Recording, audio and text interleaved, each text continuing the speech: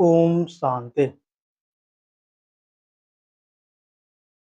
आज का प्रश्न है, बाहर की बातों से अंतर्मुख बनो, तब बाबा की आकर्षण में अंतरिंद्रिय सुख की अनुभूति होगी। इसके ऊपर अभी पाठ में बताएंगे कि कैसे अतीन्द्रिय सुख की अनुभूति होगा। गीता में भी लिखा हुआ है कि अतीन्द्रिय सुख पूछना हो तो गोप से पूछो।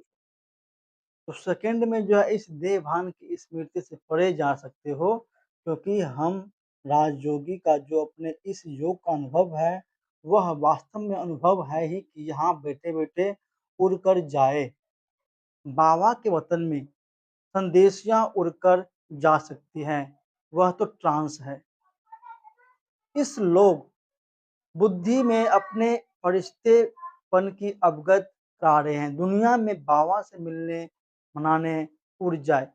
इस शरीर में अशरीरी न्यारे बन उसी फरिश्ते की दुनिया में, लाइट की दुनिया में अव्यक्त बाबा के सामने मिलन मनाए।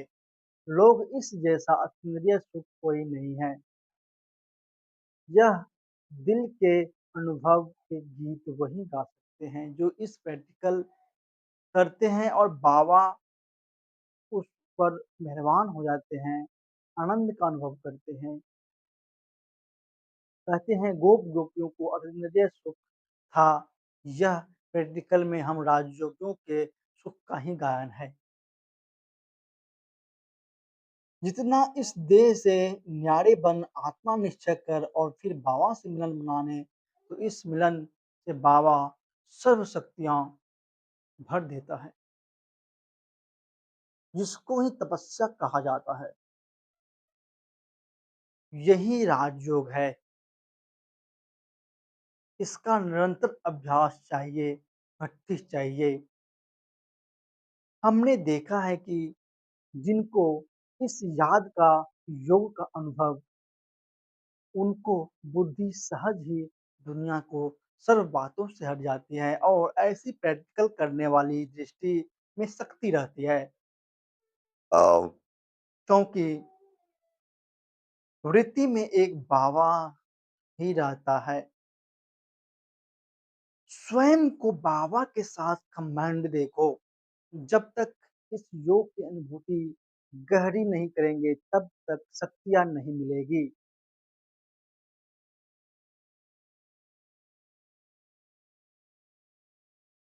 इस साधना में माया पर विजय प्राप्त कर सकते हैं। ज्ञान हमारी पढ़ाई है। जिस पढ़ाई को बुद्धि में धारण करना है, और जितनी हम गहराई पॉइंट बुद्धि में धारण करेंगे, उतनी ही बुद्धि फिर दिल से बाबा की शुक्रिया का गीत गाएगी। और जितना याद की यात्रा करेंगे, उतना को वरदानों से भरपूर करेंगे, क्योंकि यह याद ही हमें वरदाता बाप से वरदान मिलती है। इसी से समीप हो जाते हैं। फिर दिल से गीत निकलता है, बाबा आपको पाकर हमने तो जहां पा लिया। ऐसी लगन वाले ही सच्चे आशिक बन मासूक की याद में रहते हैं। मधुबन में आते हो तो याद यहाँ दो बातें ही है।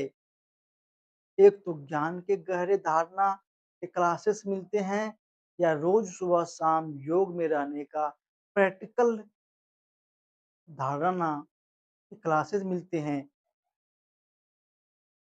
यही प्रैक्टिस दिन भर करते रहो तो बहुत मदद मिलती है।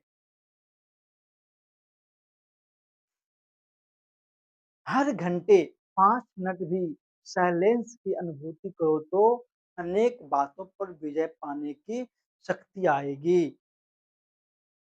जो बाबा कहते हैं माया पर विजय पहनो, यह विजय तभी होगी जब ज्ञान शक्ति योग में रहो। फिर माया नहीं आएगी, बुद्धि यहाँ वहाँ नहीं जाएगी। मुरली ज्ञान में पक्का पक्का क्रांति परंतु सवेरे का योग अशरीरी बनने में बहुत बड़ा बल देता है।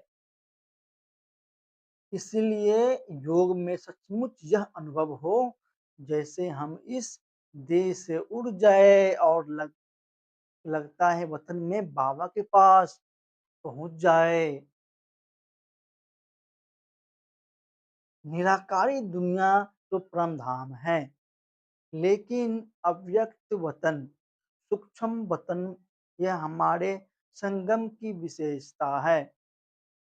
उसका हमें हरेक को अनुभव चाहिए। यहाँ से बाबा हमें मिलते आते हैं, तो इसके लिए जितनी जितनी बुद्धि शुद्ध बनेगी, बाहर की बातों से अंतर्मुख होगी, उतना ही बाबा की आकर्षण रहेगी। सचमुच हमें भगवान की आकर्षण हो रही है, यह अनुभव चाहिए।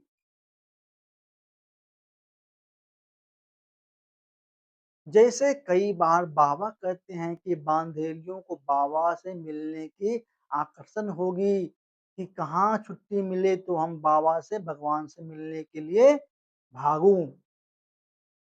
जैसे दुख में सिमरन कर सब करे, वैसे बांधेलिया प्रबंधन है तो यह जास्ती याद करती है।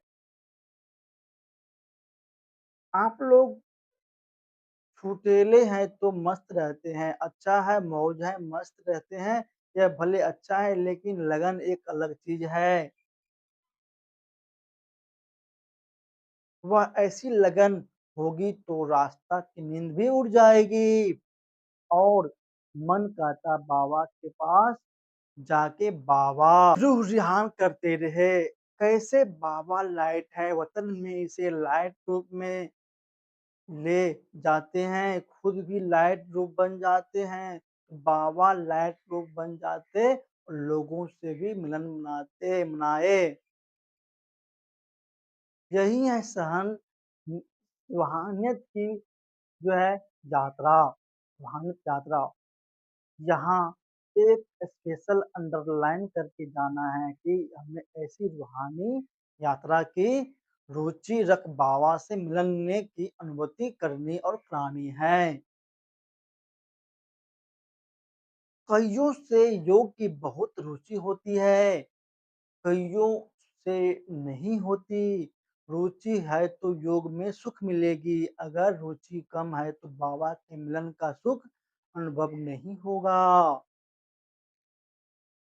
जैसे सेवाओं में रुचि रखते तो सेवा के साथ साथ सेवा भी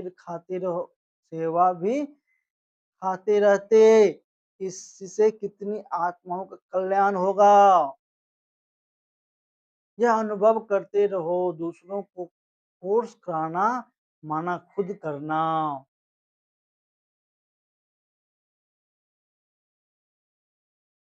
सदा बाबा की छत्र छाया के नीचे रहो तो रक्षक बाबा सदा रक्षा करता रहेगा। बाबा कहते बच्चे तुम मेरी नजरों में छिप जाओ।